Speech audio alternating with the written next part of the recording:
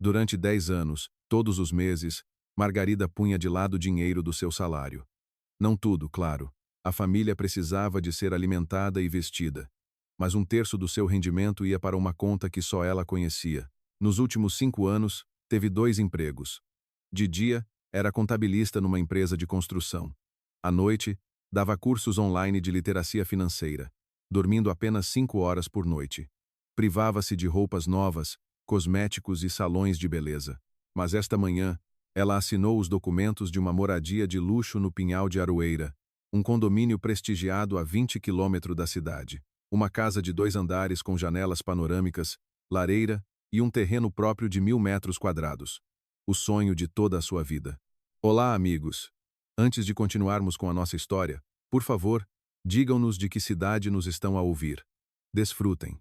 Margarida chegou a casa por volta das 3 da tarde. A alegria ainda borbulhava no seu peito, as mãos tremiam ligeiramente de excitação. Pousou a mala na cômoda do hall de entrada e ficou à escuta. O apartamento estava silencioso. O seu marido, André, trabalhava remotamente como programador. Normalmente, a esta hora, estaria ao computador no escritório. Conto-lhe ao jantar, decidiu Margarida. Vou pôr uma mesa bonita. Buscar um bom vinho do Alentejo. Que seja um momento especial. Ela foi para a cozinha, pôs a chaleira ao lume. Precisava de fazer uma lista de compras para o jantar de celebração. Talvez cozinhar o prato preferido dele, pato com laranja, ou talvez uns bons bifes. O telemóvel de André tocou algures na sala de estar. Margarida ouviu-o sair do escritório e atender a chamada. Estou, mãe. A voz do marido soava tensa. Sim, estou em casa. A Margarida, ela ainda está no trabalho. Margarida franziu o sobrolho. Não, mãe. Não posso falar alto agora. Continuou André num sussurro. Mas no silêncio do apartamento, Margarida ouvia cada palavra. Ouve, sobre o dinheiro. Eu disse-te, a Margarida tem de certeza poupanças. Ela é contabilista. Sempre foi uma pão duro. O coração de Margarida falhou uma batida. Ela ficou imóvel, com a chávena na mão. Mãe, mas quanto tempo mais? Já estou casado com esta tonta há 10 anos. Achas que é fácil para mim? André falava com tanta raiva que Margarida não lhe reconhecia a voz. Ela é uma chata de primeira. Sempre. A trabalhar. A trabalhar. Na cama é um tronco. Não sabe cozinhar em condições. Se não fosse o salário dela. A chávena escorregou das mãos de Margarida e partiu-se no chão da cozinha. O barulho ecoou pelo apartamento. Ligo-te depois, disse André apressadamente e desligou. Um segundo depois, ele apareceu à porta da cozinha. O seu rosto estava pálido. Margarida, tu, estás em casa? Não te ouvi chegar. Margarida olhava para ele e parecia-lhe que estava a ver aquele homem pela primeira vez. 10 anos de casamento. 10 anos em que o considerou o seu apoio, o seu parceiro, o seu amado, e ele chamava-lhe tonta, chata, um tronco. Quanto? Perguntou ela em voz baixa. O quê? André tentou fingir incompreensão, mas não foi convincente. Quanto é que ias tirar das minhas poupanças? Ele lambeu os lábios, hesitou por um segundo, e depois encolheu os ombros. Ouve, não faças uma tempestade num copo de água. A mãe só pediu dinheiro emprestado. O Tiago está com problemas no negócio. Precisa de pagar uma dívida urgentemente. 20.000 euros. Somos uma família. Temos de nos ajudar. 20.000 euros, repetiu Margarida. E não ias perguntar-me? Para quê? André encolheu os ombros. E nesse gesto havia tanto desdém que Margarida sentiu um frio gelar-lhe por dentro. Tu ias começar logo a queixar-te que estás a poupar para não sei o quê. É mais fácil tirar e devolver depois. Para não sei o quê, ecoou Margarida. E como é que ias tirar o dinheiro da minha conta? André desviou o olhar. Eu vi as tuas dicas para as passwords no teu caderno de notas na gaveta da secretária. Vi por acaso. Por acaso. Margarida, não faças uma cena. André levantou a voz. Eu sou teu marido. Temos um orçamento comum. Uma vida em comum. Que segredos pode haver? Orçamento comum. Margarida riu-se, e o riso soou estranho até para si mesma. André, nos últimos 3 anos tu não contribuíste com um cêntimo para a família. Eu pago a internet, indignou-se ele. E, de qualquer forma, eu ganho mais do que tu. Só que preciso do dinheiro para as minhas coisas. Para que coisas? Isso é assunto meu. Margarida inclinou-se e começou a apanhar os cacos da chávena. As suas mãos agiam automaticamente, enquanto na sua cabeça passavam fragmentos de memórias. Como há 3 anos André comprou subitamente um smartphone caro de último modelo, como se atrasava regularmente no trabalho, como no último ano quase não lhe tocava, alegando cansaço. Tu tens outra pessoa? Disse ela, levantando-se do chão. Não era uma pergunta. O rosto de André contraiu-se. De onde tiraste essa ideia? Quantos anos ela tem? Margarida, do que é que estás a falar? Quantos? André olhou para ela com um olhar prolongado. Depois sorriu. Um sorriso torto e desagradável. 23. Chama-se Catarina. Conhecemo-nos há 1 ano numa conferência. Ela é marketóloga, inteligente, bonita, e sim, com ela sinto-me vivo, não como contigo. Um robô que só faz é trabalhar e contar os cêntimos. O silêncio instalou-se, pesado, ensurdecedor. Margarida sentiu algo dentro dela partir-se com um estalido seco. Não o coração, não. Isso seria demasiado simples. O que se partiu foram as ilusões, as esperanças, os planos para o futuro. 10 anos de vida transformaram-se subitamente em vazio. Vai-te embora, disse ela com voz firme. O quê? Faz as tuas malas e vai-te embora. Hoje.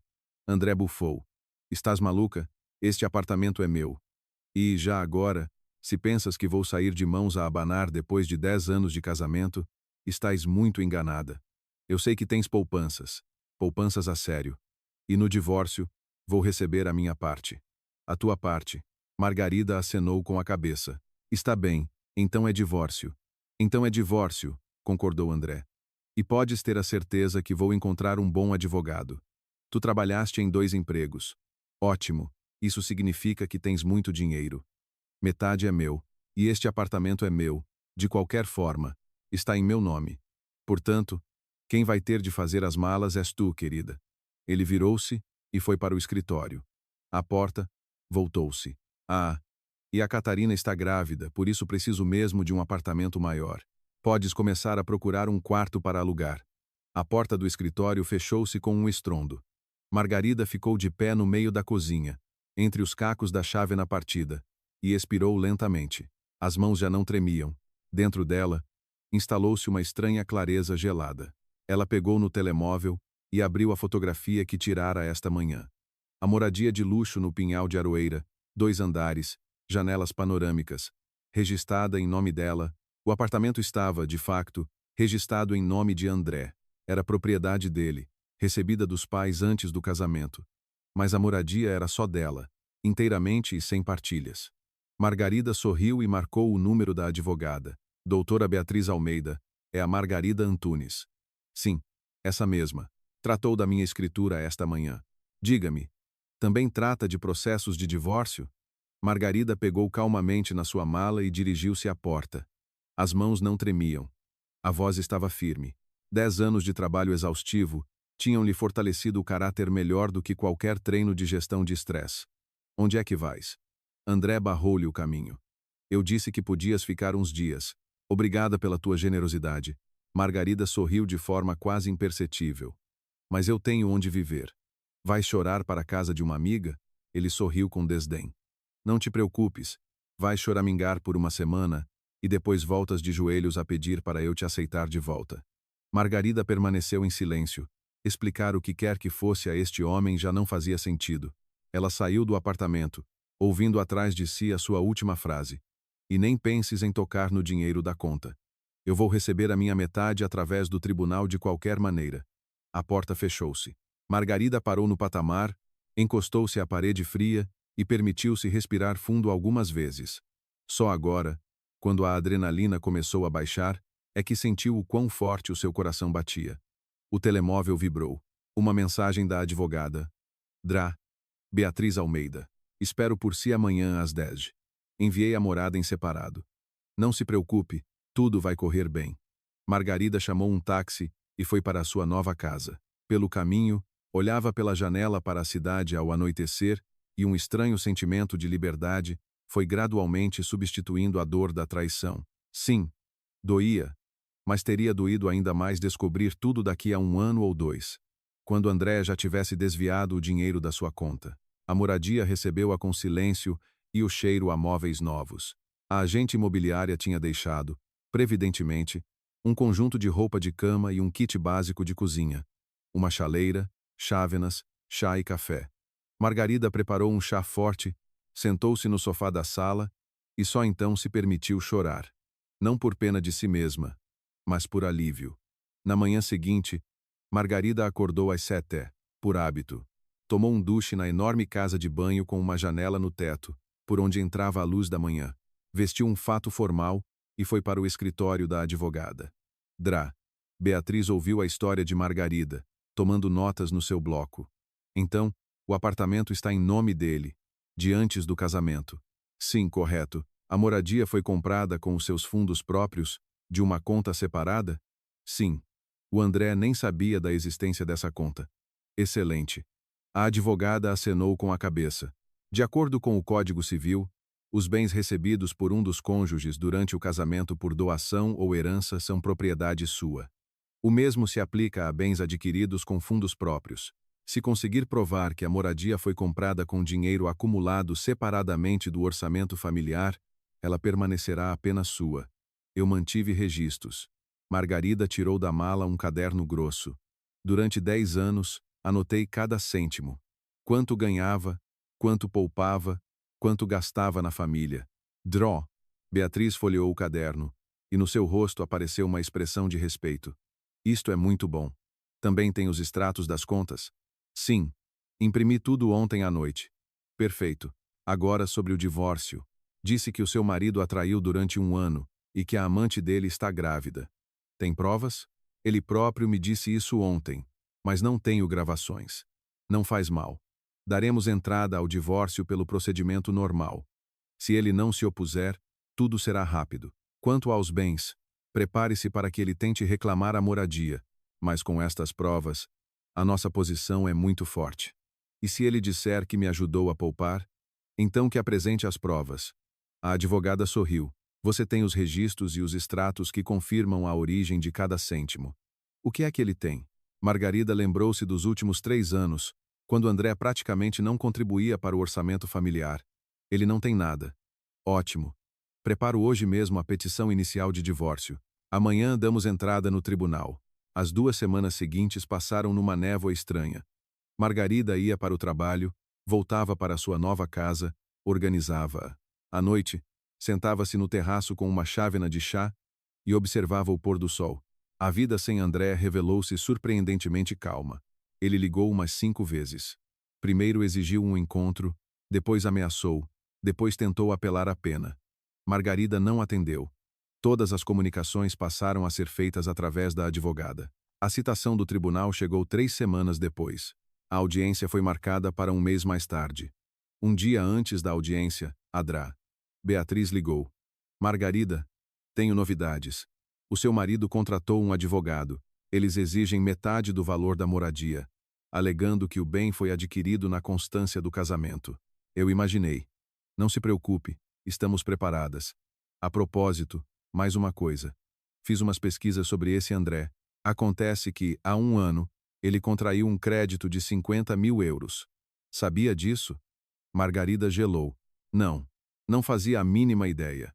De acordo com a lei, as dívidas, tal como os bens, são consideradas comuns se contraídas durante o casamento. Esteja preparada para que ele tente imputar-lhe metade desse crédito. Mas eu não assinei nenhum documento. Isso é bom. Significa que poderemos provar que não deu o seu consentimento para o crédito e não sabia da sua existência, especialmente se o dinheiro não foi gasto em necessidades familiares. Em que é que ele o gastou? Ainda não sei. Mas vou descobrir. Até amanhã. Margarida desligou o telefone e ficou a pensar. 50.000 euros. Há 1 ano, exatamente quando a Catarina apareceu. O cenário era pouco agradável. Margarida entrou na sala de audiência 5 minutos antes do início. André já estava sentado no banco com o seu advogado. Um homem jovem num fato caro. Ao ver, lá, André fez uma careta, mas permaneceu em silêncio. A juíza entrou, sentou-se, analisou os documentos. Aprecia-se o processo de divórcio entre Margarida Antunes da Silva e André Macedo Rodrigues. Ela levantou os olhos. Requerente, Margarida Antunes. O requerido opõe-se ao divórcio? O advogado de André levantou-se. Não, meritíssima juíza. O meu cliente não se opõe à dissolução do casamento. No entanto, insistimos na partilha dos bens comuns adquiridos, de acordo com o artigo 1724 do Código Civil. A que bem se refere especificamente a moradia de luxo no condomínio, adquirida pela requerente há cerca de um mês, valor de 500 mil euros. Visto que o bem foi adquirido na constância do casamento, o meu cliente tem direito à metade do seu valor. A juíza olhou para Adrá. Beatriz, o que tem a dizer a parte da requerente? Meritíssima juíza. Adra. Beatriz levantou-se. A moradia foi adquirida com fundos próprios da minha constituinte, acumulados por ela ao longo de 10 anos numa conta separada. Temos extratos completos que comprovam a origem de cada cêntimo. Além disso, estamos preparadas para apresentar provas de que o requerido, nos últimos 3 anos, praticamente não participou na formação do orçamento familiar. André agitou-se, mas o seu advogado pousou-lhe a mão no ombro. Apresente as provas, acenou a juíza. A hora seguinte foi passada a examinar documentos. Os cadernos de Margarida com os seus registros, os extratos bancários, os recibos de vencimento.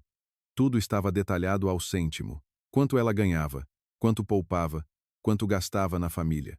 A juíza estudava os documentos atentamente, fazendo ocasionalmente perguntas de esclarecimento. Senhor Rodrigues, dirigiu-se ela finalmente a André, tem provas de que contribuiu para as poupanças da sua esposa? André olhou desnorteado para o seu advogado. Eu pagava as despesas da casa. Isso faz parte dos deveres de assistência ao lar. A juíza interrompeu-o. Estou a perguntar especificamente sobre as poupanças para a compra da moradia. Bem, eu trabalhava. Trazia dinheiro para casa. Apresente documentos que comprovem os seus rendimentos e despesas dos últimos 3 anos. O advogado de André hesitou. Meritíssima juíza, não estamos preparados para apresentar tais documentos neste momento. Então tenho outra pergunta. A juíza olhou novamente para os papéis. Senhor Rodrigues, há 1 ano, contraiu um crédito ao consumo no valor de 50 mil euros. A sua esposa sabia disso? André empalideceu. Isso são assuntos meus. Responda à pergunta. A sua esposa deu consentimento para a contração do crédito? Não. Mas, em que foi gasto esse dinheiro? Instalou-se o silêncio. André permaneceu calado, a olhar para o chão. O seu advogado remexia nervosamente nos papéis. Estou à espera de uma resposta. A juíza foi implacável. Em necessidades pessoais, disse André finalmente. Especifique. Isso não tem a ver com o processo. Tem tudo a ver. Se o crédito foi contraído para necessidades familiares, a dívida será considerada comum. Se foi para fins pessoais, permanecerá sua. Então, em que gastou os 50 mil euros? André cerrou os punhos. E nesse momento, Beatriz interveio. Meritíssima juíza. Posso ajudar? Temos informações de que, há exatamente 1 ano, o requerido adquiriu um apartamento T0 no centro da cidade. Custo de 48 mil euros. O apartamento está registrado em nome de uma cidadã, Catarina Matos, que, como apuramos, é amante do requerido e está atualmente grávida dele. A sala murmurou. A juíza ergueu uma sobrancelha e olhou para André com um desprezo mal disfarçado. Isso é verdade? André permaneceu em silêncio. Senhor Rodrigues, fiz-lhe uma pergunta. Sim, respondeu ele com voz surda. É verdade. A juíza recostou-se na cadeira e ficou a olhá-lo em silêncio por alguns segundos. Depois, pegou numa caneta e começou a escrever. A juíza estudou atentamente os documentos que Beatriz forneceu. Margarida estava sentada, apertando as mãos nos joelhos e tentando respirar calmamente. André mexia-se nervosamente no seu lugar, enquanto o seu advogado escrevia algo rapidamente no seu bloco de notas. Portanto, disse a juíza, pondo de lado os papéis. Se bem entendi, o senhor Rodrigues alega ter direito à metade do valor da moradia adquirida pela sua esposa. Exatamente, meritíssima juíza. Levantou-se o advogado de André. De acordo com o Código Civil, todos os bens adquiridos no casamento. Eu conheço o Código Civil, cortou secamente a juíza. Mas interessa-me outra coisa. Senhor Rodrigues, estava ciente de que a sua esposa estava a poupar dinheiro? André hesitou. Bem, em traços gerais. Ela sempre foi econômica. Econômica, repetiu a juíza. Segundo o depoimento de testemunhas, a sua esposa trabalhava em 2 empregos. Confirma isso? Sim. Mas, e contribuiu para as poupanças dela? Eu sustentava a família, indignou-se André. Pagava as despesas da casa. Adra. Beatriz levantou-se. Meritíssima juíza, se me permite. Temos os extratos bancários de ambos os cônjuges. O senhor Rodrigues, de facto, pagava as despesas de água, luz e gás e uma parte das compras de supermercado, mas todas as outras despesas, roupa, eletrodomésticos, reparações, até mesmo os presentes para os seus familiares, tudo isso era pago pela minha constituinte com o seu salário do emprego principal, e o dinheiro do segundo emprego, ela depositava-o integralmente numa conta separada. Isso é mentira, saltou André. Temos todos os recibos e faturas dos últimos 3 anos, continuou Adrá. Beatriz, imperturbável, a minha constituinte é muito meticulosa em questões financeiras, o que não é de surpreender, dada a sua profissão de contabilista. A juíza acenou com a cabeça. Está bem. Agora passemos ao crédito. Senhor Rodrigues, contraiu um crédito de 50.000 euros há 1 ano. Com esse dinheiro, foi adquirido um apartamento. Em nome de quem está ele registrado? O silêncio instalou-se na sala. Em nome da cidadã Matos, Catarina Andreia, murmurou André. Fale mais alto, para que a ata registre, exigiu a juíza. Em nome de Catarina Matos, gritou André. E então, isso é a minha vida pessoal. A sua vida pessoal torna-se objeto de um processo judicial quando se trata da partilha de bens, respondeu friamente a juíza. Portanto, adquiriu um apartamento em nome de outra mulher, estando casado.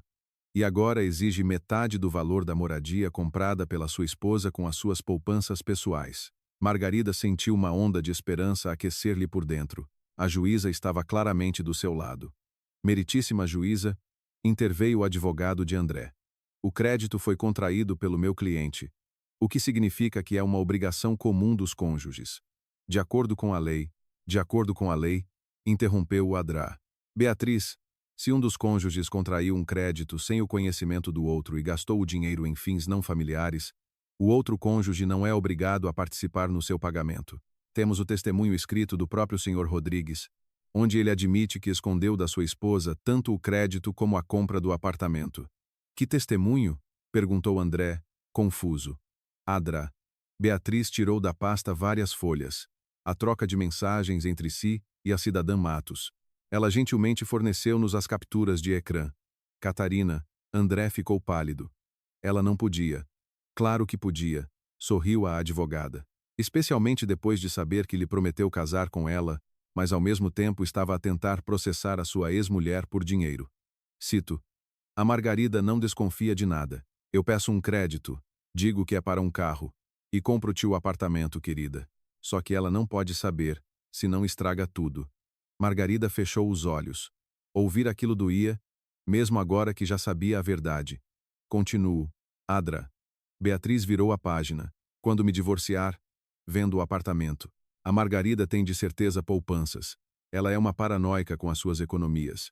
Processei-o-a por metade e vivemos a grande. E por aí adiante. Quer que leia tudo? Não é necessário, disse a juíza.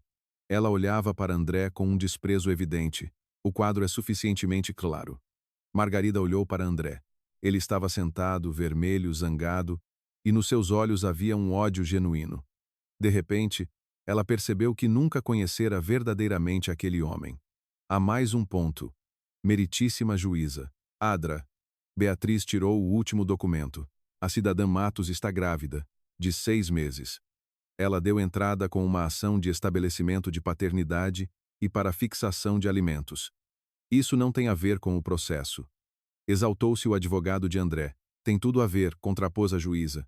Isso prova a duração da relação extraconjugal e as ações deliberadas do senhor Rodrigues para criar uma segunda família à custa de fundos que deveriam ter sido usados para cumprir as obrigações familiares. Ela olhou novamente para os documentos, depois levantou a cabeça. Estou pronta para proferir a decisão.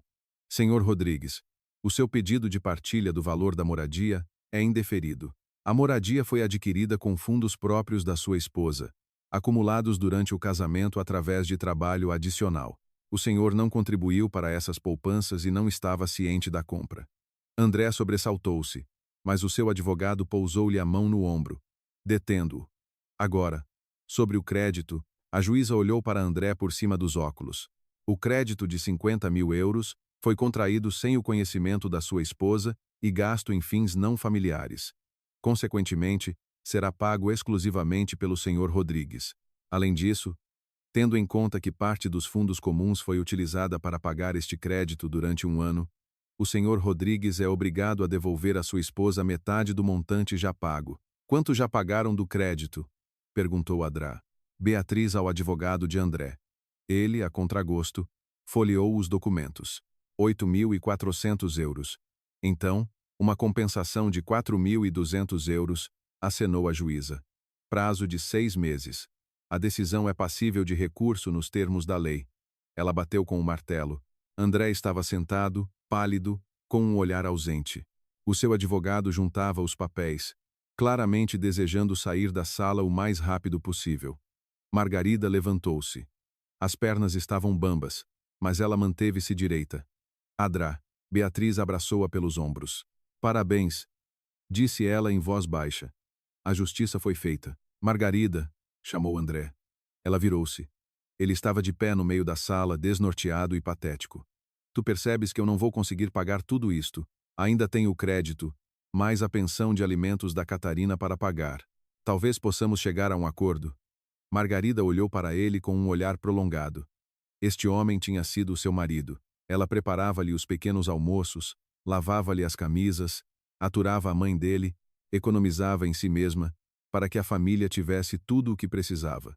E ele chamava-lhe tonta e chata, traía-a e planeava processá-la pelas suas poupanças. Não, André, respondeu ela calmamente. Não vamos chegar a acordo. Tiveste 10 anos para me tratar como um ser humano. Escolheste outro caminho. Agora vive com as consequências. Ela virou-se e saiu da sala, sem olhar para trás. Adrá, Beatriz caminhava ao seu lado, e Margarida sentia como, a cada passo, um peso lhe saía dos ombros. À sua frente estava uma nova vida na sua própria casa, sem mentiras e traições, e ela estava pronta para ela. Uma semana após o julgamento, Margarida estava no meio do hall da sua nova moradia e não conseguia acreditar que aquilo tinha realmente acontecido. A luz do sol entrava pelas enormes janelas panorâmicas, refletindo-se no parquet claro. Ela percorreu lentamente as divisões, escutando o silêncio, invulgar, mas tão desejado. Sem recriminações, sem comentários sarcásticos sobre ela trabalhar novamente ao fim de semana. Sem André. O telemóvel vibrou no bolso. Drá. Beatriz. Margarida. Bom dia. Tenho novidades. A voz da advogada soava satisfeita. O André transferiu a primeira parte da compensação. Já? Surpreendeu-se Margarida. Pensei que ele ia arrastar o assunto o máximo possível. Parece que o nosso amigo percebeu que as brincadeiras acabaram. Não é para menos. Tem um mandado de execução pendente. E eu sugeri ao advogado dele que o próximo passo seria a penhora de bens. Margarida sorriu. Nestas semanas, aprendeu a alegrar-se com as pequenas vitórias. E quanto ao resto, aí é que fica mais interessante. Na voz de Beatriz ouvia-se uma nota de satisfação. O André está a tentar vender o apartamento. Então a Catarina está a pressionar. Lô. Não só ela. Fiz umas pesquisas. O banco começou a exigir o pagamento antecipado daquele crédito de 50.000 euros. O André falhou 2 prestações. Portanto, o seu ex-marido está agora entre a espada e a parede. Margarida aproximou-se da janela que dava para o jardim. O terreno estava abandonado, mas ela já imaginava como plantaria ali rosas. Talvez um pequeno coreto junto a um lago. Drá. Beatriz. E o que acontece se ele não me conseguir pagar a compensação? Então avançamos para a execução coerciva. Vendem o apartamento em asta pública, e você recebe o que é seu. É verdade que isso levará tempo, mas acho que não se chegará a esse ponto. O André não é estúpido. Ele percebe que é melhor vender ele mesmo do que esperar que os agentes de execução o façam. Após a conversa, Margarida andou muito tempo pela casa, a planear as obras. O dinheiro era pouco, as principais poupanças tinham ido para a compra. Mas agora, sem ter de sustentar 2, ela podia calcular o orçamento com calma. À noite, chegou a Joana, a sua amiga e colega de trabalho. Meu Deus! Margarida. Ela parou à porta, a olhar para o espaçoso hall. Isto é um palácio. Fizeste muito bem em não dizer uma palavra àquele idiota. Imagina o que teria sido se eu tivesse corrido para ele toda feliz a dizer: querido, comprei-nos uma casa. Margarida pôs a chaleira ao lume. Ele teria começado logo a dividir. Joana fez uma careta. Ou pior ainda, teria passado para o nome da sua amante grávida. Exatamente. Às vezes, o silêncio é a melhor defesa. Joana sentou-se no parapeito da janela, a balançar as pernas. Ouve, não tens medo que ele tente fazer-te algum mal? Sei lá. As pessoas podem ser vingativas. Margarida ficou a pensar. Essa questão já lhe tinha passado pela cabeça. Tenho, mas a Beatriz diz que, legalmente, ele não pode fazer nada. A moradia foi comprada com o meu dinheiro pessoal. Tenho todas as provas. Além disso, ele próprio admitiu em tribunal que não contribuiu para as minhas poupanças. Moralmente, fisicamente, o André não é assim. Ele é um cobarde. Trair? Sim. Roubar? Com todo o gosto. Mas confrontar abertamente? Nunca. Joana acenou, mas parecia pouco convencida. Mesmo assim, tem cuidado. Instala um alarme, câmaras. Agora tens um imóvel caro. Elas beberam chá e fizeram planos. Joana ofereceu-se para ajudar com as obras. O irmão dela era empreiteiro. Margarida aceitou com gratidão. Quando a amiga se foi embora, instalou-se o silêncio. Margarida deitou-se no quarto e ficou muito tempo a olhar para o teto. Uma sensação estranha. Simultaneamente liberdade e vazio. 10 anos de casamento não passaram sem deixar marcas. Ela habituara-se à presença de outra pessoa, mesmo que essa pessoa se tivesse revelado um traidor. No dia seguinte, foi a uma empresa de segurança tratar dos documentos para o alarme. A Joana tinha razão. A segurança era o mais importante. Depois, passou por uma loja de móveis, escolheu um sofá simples e uma mesa de jantar. Nada de supérfluo, mas seu. Quando os móveis chegaram, 3 dias depois, Margarida sentiu que a casa começava a ganhar vida. Pendurou na cozinha o seu quadro preferido, uma paisagem marítima que comprara há muitos anos numa liquidação. No apartamento com o André, este quadro esteve sempre no corredor, porque ele não gostava dos tons de azul. Agora, estava pendurado no lugar mais visível. Passaram-se 2 semanas. Adra, Beatriz ligou novamente. O André encontrou um comprador para o apartamento. Está a vender por 78 mil, menos do que planeava. Mas não tem tempo. E depois?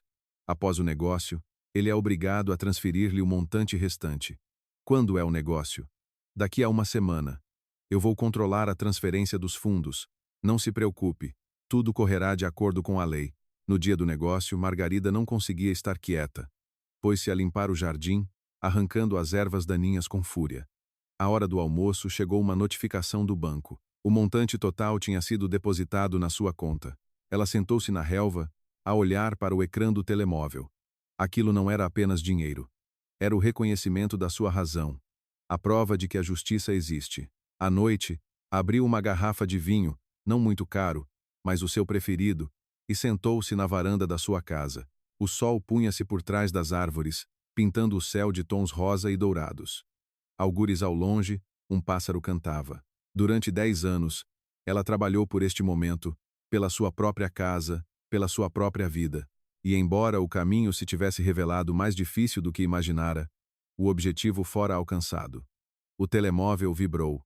Uma mensagem de um número desconhecido. Espero que te engasgues com o teu dinheiro. Margarida apagou a mensagem sem hesitar. A raiva alheia já não tinha poder sobre ela. Deu um gole de vinho e sorriu para o pôr do sol. À sua frente estava uma nova vida, a sua vida, e ela estava apenas a começar. Alguns dias depois, investiu o dinheiro recebido nas obras da moradia, contratou um designer, escolheu tons claros para o interior. Bege, marfim, cinzento suave. Queria ar e luz depois dos anos passados no apertado T2 com papel de parede escuro que a sogra escolhera. O trabalho continuou. Margarida deixou o segundo emprego. Agora podia dar-se ao luxo de trabalhar num só sítio a tempo inteiro. Margarida, finalmente parece descansada, observou a sua colega Ana ao almoço. E rejuvenesceu uns 5 anos. A sério, Margarida sorriu. Sentia-se realmente diferente. Dormia 8 horas, comia devidamente e não à pressa. Aos fins de semana, passeava no parque perto da moradia, onde havia ciclovias e um lago com patos. Mas a tranquilidade não durou muito. No início de outubro, quando as obras na moradia já estavam a chegar ao fim, Margarida notou pela primeira vez um carro estranho junto ao portão. Um sedã cinzento escuro estava parado em frente ao terreno, um pouco mais à frente do candeeiro. O motor estava desligado, os vidros escurecidos. No início, pensou que era um vizinho ou uns trabalhadores que se tinham enganado no caminho. Mas uma hora depois, o carro ainda estava no mesmo sítio. Margarida saiu para a varanda, com um casaco por cima da camisola de casa. O ar de outono cheirava a folhas molhadas e terra úmida. Deu alguns passos pelo caminho, tentando ver a matrícula, mas o carro arrancou bruscamente e afastou-se lentamente. Margarida parou. O coração apertou-se-lhe de forma desagradável. Pegou no telemóvel e fotografou o carro já em movimento. A matrícula ficou desfocada, mas a marca e a cor eram visíveis. À noite, enviou a fotografia a Dra. Beatriz. A resposta chegou quase de imediato. Parece o carro do André. Mais precisamente, o que ele comprou recentemente depois de vender o apartamento. Não abra o portão a estranhos. As câmaras estão a funcionar. Margarida olhou para o ecrã do intercomunicador. As câmaras estavam, de facto, a funcionar. Após a conversa com a Joana, instalou um sistema de videovigilância, sensores de movimento e um alarme. Na altura, pareceu-lhe um excesso de zelo. Agora a única decisão acertada. Estão a funcionar, respondeu ela. Bom, se ele aparecer novamente, guarde a gravação, não entre em conversa sem testemunhas. Margarida pousou o telemóvel e ficou muito tempo a olhar pela janela. Lá fora, o jardim escurecia. Dentro de casa estava quente, cheirava a tinta fresca e a madeira, mas dentro dela instalou-se novamente aquele sentimento do qual apenas começara a livrar-se. Ansiedade. No dia seguinte, André ligou. Ela não atendeu. Depois chegou uma mensagem. Precisamos de falar urgentemente. Margarida também não respondeu. 10 minutos depois, uma nova mensagem. Achas que ganhaste? Apenas te escondeste temporariamente atrás da advogada. Mas a casa foi comprada durante o casamento e eu vou conseguir a revisão do processo. Margarida releu a mensagem 2 vezes, depois fez uma captura de ecrã e enviou-a a Beatriz. Não responda, escreveu a advogada. Ele está a tentar provocar, lá para uma troca de mensagens emocional. Guarde tudo. Margarida obedeceu. Durante uma semana, as mensagens chegaram quase todos os dias. Primeiro zangadas, depois queixosas, depois novamente zangadas. Destruíste-me a vida. Por tua causa, o banco levou quase tudo. Podias ter sido humana. Gastei 10 anos contigo. A Catarina deixou-me. Satisfeita? Na última mensagem, Margarida deteve o olhar.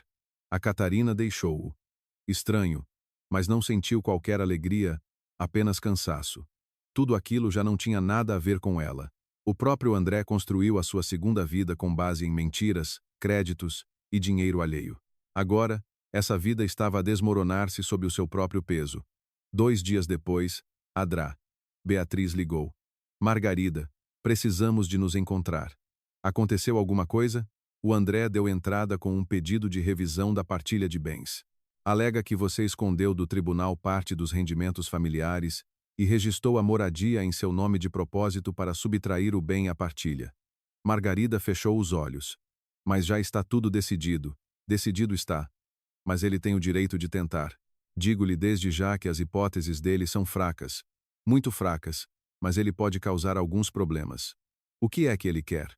Metade do valor da moradia e ainda uma indemnização por danos morais. Margarida não conseguiu evitar rir-se. Por danos morais? Sim, segundo a versão dele, você abandonou subitamente a família, escondeu dinheiro, levou-a a endividar-se e destruiu a sua relação com uma mulher grávida. Dra. Beatriz, isto é um absurdo. Absurdo. Mas o absurdo também precisa de ser desfeito com documentos de forma competente. No dia seguinte, Margarida foi ao escritório da advogada. A Dra. Beatriz recebeu-a com uma pasta nas mãos e ofereceu-lhe um café. A boa notícia: o André não tem novas provas. A má, ele está a tentar pressionar através da sua reputação. O que é que isso significa? Beatriz colocou à sua frente várias páginas impressas. Margarida pegou numa folha e viu capturas de ecrã de publicações de um grupo da comunidade local. Mulher engana marido durante 10 anos. Poupa dinheiro em segredo e expulsa-o de casa após comprar uma casa de luxo. Pobre homem fica com dívidas enquanto a mulher contabilista esconde milhões. Aí tem os valores familiares. Margarida lia, sentindo os dedos a gelar. Não havia nomes, mas os detalhes coincidiam de forma tão precisa que não restavam dúvidas. É ele, muito provavelmente, disse Beatriz, ou a mãe dele. O estilo é muito semelhante. A mãe dele. Margarida há muito que não se lembrava de Dona Elvira. A sogra sempre a olhara de cima, como um percalço temporário na vida do filho. Nos primeiros anos de casamento, Margarida tentou agradar-lhe, cozinhava, ajudava, comprava presentes. Depois percebeu que era tudo inútil. Para Dona Elvira, uma boa mulher só podia ser aquela que se dissolvesse completamente no filho e nunca dissesse uma palavra contra. Posso fazer alguma coisa? Podemos enviar uma notificação por difamação, mas primeiro é melhor reunir provas da ligação destas publicações com o André ou a mãe dele. Já enviei um pedido ao administrador do grupo. Eles vão responder? Se não responderem voluntariamente, solicitaremos através do tribunal. Mas, por enquanto, eu não me apressaria. Deixe o André pensar que você está em silêncio. Margarida levantou os olhos. E na realidade, Adrá. Beatriz sorriu. E na realidade, estamos a preparar um contra-ataque. Estas palavras soaram calmas, sem teatralidade, e foi precisamente por isso que Margarida se sentiu mais aliviada. Uma semana depois, aconteceu o que ela, ainda assim, temia. Margarida chegou à casa tarde. Era período de fecho de contas no trabalho, e apesar de já não dar os cursos à noite, a carga de trabalho continuava a ser pesada. Junto ao portão, notou marcas de pneus recentes. A princípio, não deu importância, mas quando se aproximou da porta, viu lama molhada na varanda e o puxador da caixa do correio partido. Dentro da caixa estava uma folha de papel amachucada. Margarida desdobrou-a. Devolve o que roubaste à família. Ela ficou na varanda, a olhar para aquelas letras irregulares, e pela primeira vez em muito tempo sentiu não medo, mas raiva. Não entrou em casa, ligou imediatamente para a empresa de segurança. 20 minutos depois, chegou uma patrulha. Mais 10 minutos, e chegou o agente da polícia. As câmaras registraram uma pessoa com um capuz, mas o rosto via-se mal. Mas o carro junto ao portão era o mesmo, o cinzento escuro. Desta vez, a matrícula ficou bem visível na gravação e o carro pertencia, de facto, a André. O agente registrou a queixa, levou cópias do vídeo e fotografias da caixa do correio danificada. Margarida assinou os papéis com mão firme. Ex-marido? Perguntou ele, já quase sem surpresa. Sim, acontece com frequência, suspirou o agente. Mas não demore. Se ele aparecer outra vez, chame-nos imediatamente. Assim farei. No dia seguinte, Adra, Beatriz já não estava apenas calma, estava satisfeita. Agora sim, ele deu-nos um presente. Um presente? Claro. Até agora, ele podia fazer-se de marido infeliz e enganado. Agora temos o registro de pressão, ameaças e danos materiais. Isso muda muito a impressão do tribunal. E se ele disser que não foi ele? Que diga. O carro é dele, a mensagem é dele, o motivo é óbvio. Além disso, a caligrafia no bilhete pode ser submetida à perícia, se for necessário. Margarida sentou-se em frente à advogada e, pela primeira vez em vários dias, permitiu-se relaxar. Drá, Beatriz, eu só quero que isto acabe.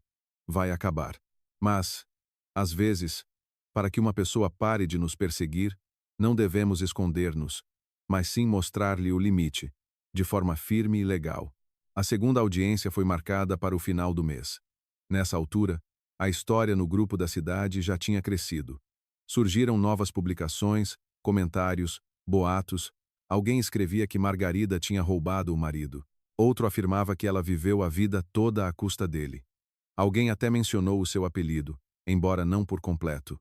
No início, Margarida lia tudo isto com as mãos a tremer. Depois parou. Percebeu que as pessoas estão sempre prontas a julgar com base em fragmentos, especialmente se esses fragmentos forem apresentados de forma apelativa. Mas uma manhã, na contabilidade, a Ana parou-a. Margarida, já viste? Se estás a falar daquelas publicações, sim. Vi. Não. Apareceu lá um comentário da Catarina. Margarida ficou imóvel. Da Catarina? Ana estendeu-lhe o telemóvel. O comentário era longo. Catarina Matos escrevia que André, de facto, escondera da esposa a relação deles. Contraiu um crédito sem o conhecimento dela, comprou um apartamento em nome dela e depois tentou convencê-la a ficar calada enquanto processava a Margarida por dinheiro.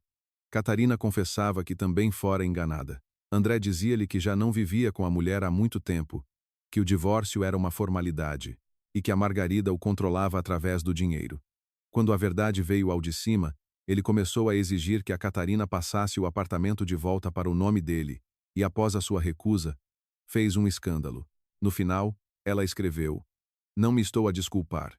Eu sabia que ele era casado, e isso foi um erro meu. Mas a Margarida não lhe roubou nada.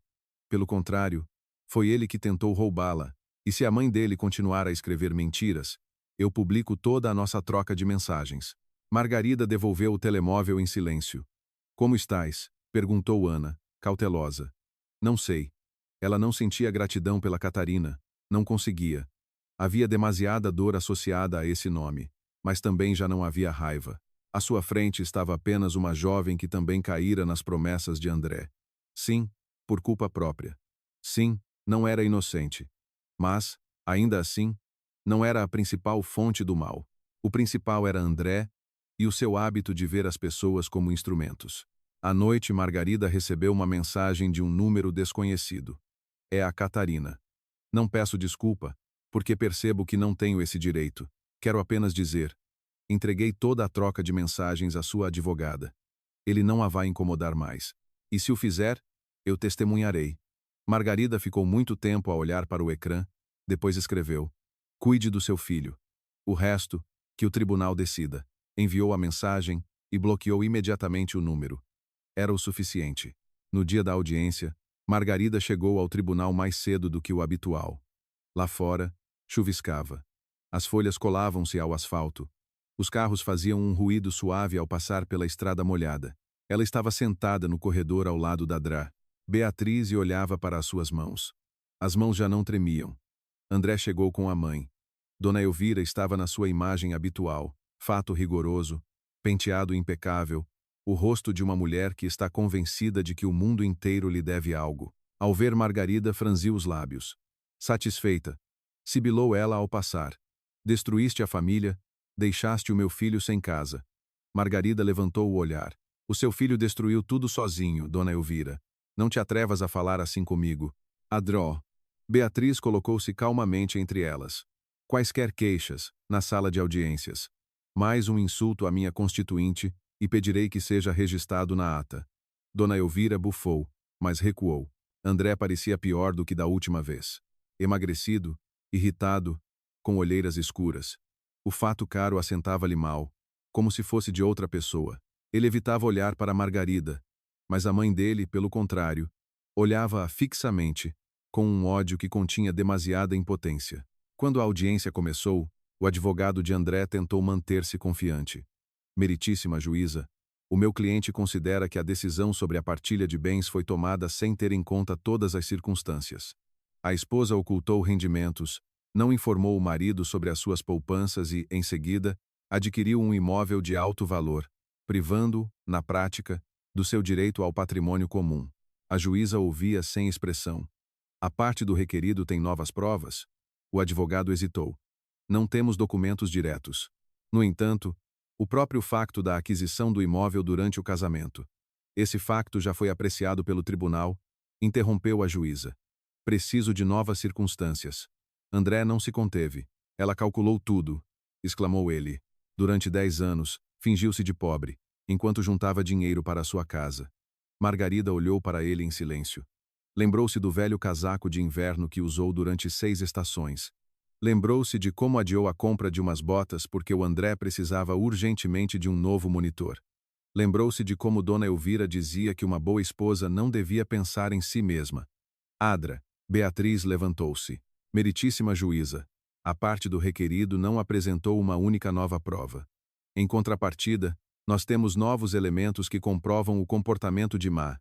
Fé do Sr. Rodrigues após a aprovação da sentença. Ela entregou uma pasta à juíza. Em primeiro lugar, as mensagens com ameaças. Em segundo lugar, a gravação de vídeo das câmaras de vigilância, onde o veículo do Sr. Rodrigues se encontra junto à casa da minha constituinte na noite em que a sua propriedade foi danificada. Em terceiro lugar, a queixa na polícia.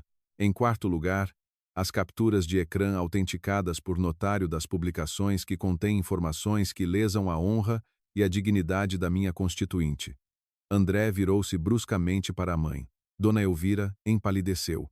Eu não escrevi nada, disse ela rapidamente. Isso nem sequer está provado. Adrá. Beatriz nem olhou para ela. O administrador do grupo forneceu os dados do utilizador que publicou os primeiros posts. O número de telemóvel está associado a Elvira da Conceição Rodrigues, mãe do requerido. A sala ficou em silêncio. A juíza levantou lentamente os olhos. Dona Elvira, a senhora está aqui presente como ouvinte. Mas se estas informações se confirmarem, isso pode tornar-se objeto de uma ação judicial separada. Eu estava a defender o meu filho. Exaltou-se a sogra. Ela roubou. Sempre foi uma sonsa. Calada, a poupar, a fazer-se de santa. Margarida ouvia e, de repente, sentiu que já não havia dor dentro de si. Antes, estas palavras lá iam atingido no ponto mais sensível. Agora, soavam simplesmente patéticas. Eu trabalhava, disse Margarida em voz baixa, e o seu filho gastava o dinheiro com outra mulher. A diferença é simples. Dona Elvira abriu a boca, mas a juíza bateu bruscamente com a caneta na mesa. Ordem na sala. Adra. Beatriz continuou. Além disso, a cidadã Matos, Catarina Andréia, está disposta a confirmar que o Sr. Rodrigues planeava obter parte dos fundos da partilha de bens da minha constituinte para os usar em fins pessoais. Temos cópias autenticadas da troca de mensagens. O advogado de André parecia querer enfiar-se debaixo do chão. Meritíssima juíza, pedimos tempo para analisar. Foram vocês que iniciaram a revisão, disse secamente a juíza, e vieram sem novas provas. Enquanto a parte da requerente apresentou elementos que comprovam a pressão exercida sobre ela após a decisão do tribunal, ela folheou os documentos. O pedido do Sr. Rodrigues para a revisão da partilha de bens é indeferido. Não existem fundamentos para alterar a decisão anteriormente proferida. Além disso, o tribunal esclarece ao Sr. Rodrigues que futuras tentativas de pressionar a sua ex-esposa poderão acarretar consequências legais adicionais. André levantou-se bruscamente. Então ela fica com a casa, com o dinheiro. E eu fico com as dívidas. A juíza olhou para ele friamente. O senhor fica com as consequências das suas próprias decisões. Esta frase ficou a pairar no ar. Margarida memorizou-a. Após a audiência, André alcançou-a à saída. Margarida. Espera. Adrá. Beatriz quis intervir. Mas Margarida deteve-a com um gesto. O quê? André estava de pé sob a pala do tribunal. A chuva escorria pelas bordas do telhado em fios finos. Ele não parecia zangado, mas sim perdido. E isso era ainda mais desagradável. Eu estraguei tudo, disse ele com voz surda. Margarida permaneceu em silêncio. A Catarina não quer falar comigo. A minha mãe pressiona, o banco pressiona. Tenho problemas no trabalho, não durmo à noite. Eu realmente não pensei que tudo acabaria assim. Não pensaste que eu ia descobrir? Disse Margarida calmamente. Isso é diferente. Ele levantou os olhos para ela. Será que podemos pelo menos falar normalmente? Sem advogados, só como pessoas. Como pessoas devíamos ter falado quando ias roubar o meu dinheiro? Respondeu ela. Agora é tarde. Margarida, não te aproximes da minha casa. Não me escrevas. Não me mandes recados pela tua mãe. O próximo contacto será apenas através da advogada. Ela virou-se e foi para o carro. Dona Elvira estava um pouco mais afastada. Desta vez, permaneceu em silêncio. Um mês depois, Margarida deu entrada com uma ação separada por ofensa à honra e dignidade. Adrá. Beatriz insistiu. A mentira não pode ficar sem resposta, senão continua a viver a sua própria vida. O processo revelou-se mais simples do que o esperado. O administrador do grupo forneceu os dados. As capturas de ecrã foram autenticadas, e vários comentários de Dona Elvira continham acusações diretas sem provas. Na audiência, a sogra manteve-se orgulhosa, exatamente até o momento em que a juíza leu as suas próprias palavras. Ela roubou o meu filho durante anos. Mulheres assim deviam responder perante a sociedade. A casa foi comprada com o dinheiro da família.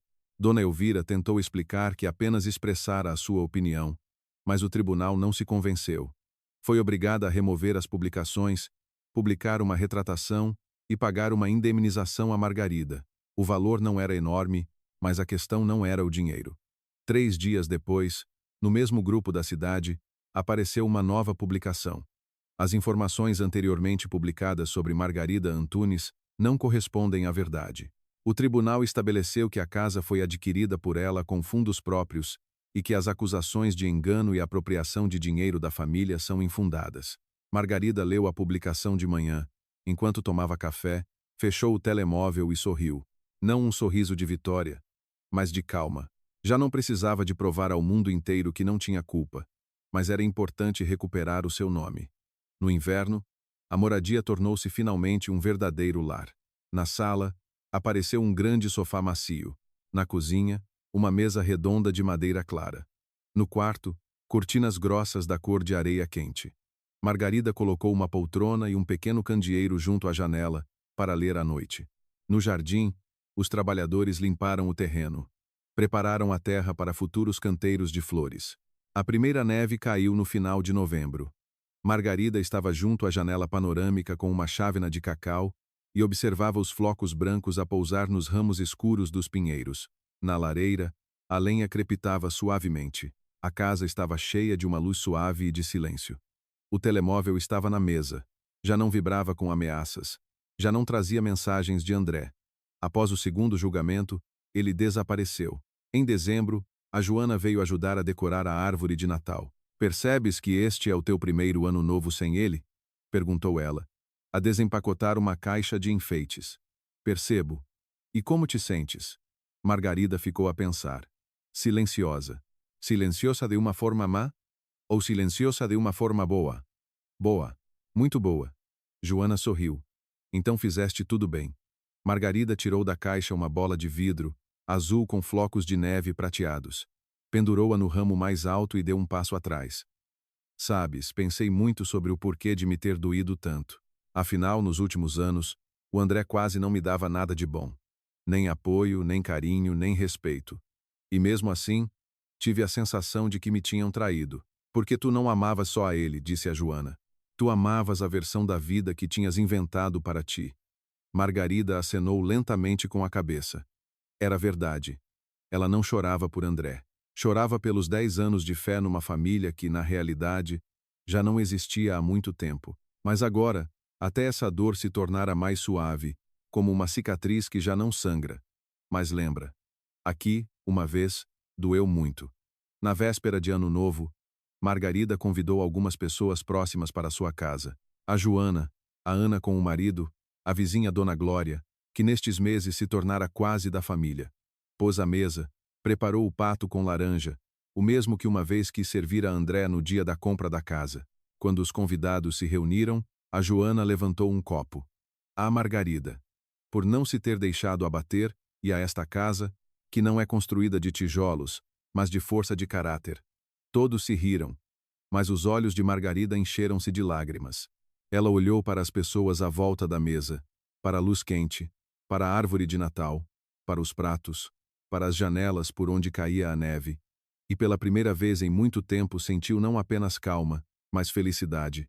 Não uma felicidade ruidosa, festiva e teatral, mas uma felicidade verdadeira, tranquila e confiante.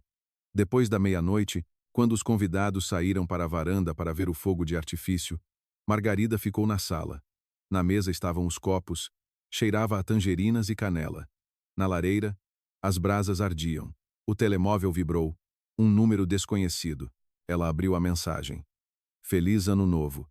Sei que não mereço uma resposta. Só queria dizer que foste a melhor coisa que eu tive. Percebi isso tarde demais. Margarida olhou para o ecrã por alguns segundos. Antigamente, estas palavras poderiam ter-lhe virado a alma do avesso, lá feito duvidar, arrepender-se, recordar. Agora, causaram-lhe apenas uma ligeira tristeza, não por ele, mas pela mulher que um dia esperara dele precisamente estas palavras. Ela não respondeu. Depois saiu para a varanda para se juntar aos convidados. O céu sobre o pinhal florescia com luzes. A Joana ria. A dona Glória ajeitava o cachecol. A Ana filmava o fogo de artifício com o telemóvel. Margarida levantou a cabeça e inspirou o ar gelado a plenos pulmões. Há um ano, ela era uma mulher que poupava secretamente para um sonho e tinha medo de destruir o frágil mundo da sua família. Hoje, era a dona da sua própria casa, da sua vida, do seu silêncio e do seu futuro. Na primavera, o jardim à volta da moradia floresceu. Margarida plantou rosas junto ao caminho, lilazes perto da vedação e uma pequena macieira junto ao terraço. Todas as manhãs, antes do trabalho, saía com uma chávena de café e observava o sol a erguer-se sobre os pinheiros. Às vezes, parecia-lhe que valeu a pena percorrer todo o caminho só por aqueles 10 minutos. Na casa, atrás dela, brilhava uma luz suave. Na parede da cozinha, estava pendurado o quadro com o mar. No jardim, a jovem macieira estendia-se para o céu. Havia muito trabalho pela frente, muitos planos, muitos dias comuns, e isso era maravilhoso, porque agora cada dia comum pertencia-lhe. E André ficou no passado, juntamente com a sua ganância, a sua mentira e a sua convicção de que o trabalho alheio podia ser tomado com uma única exigência insolente. Ele enganou-se. Margarida não roubou nada. Ela simplesmente, um dia, parou de dar o que era seu a quem nunca o valorizou. E foi precisamente a partir daí que começou a sua verdadeira vida.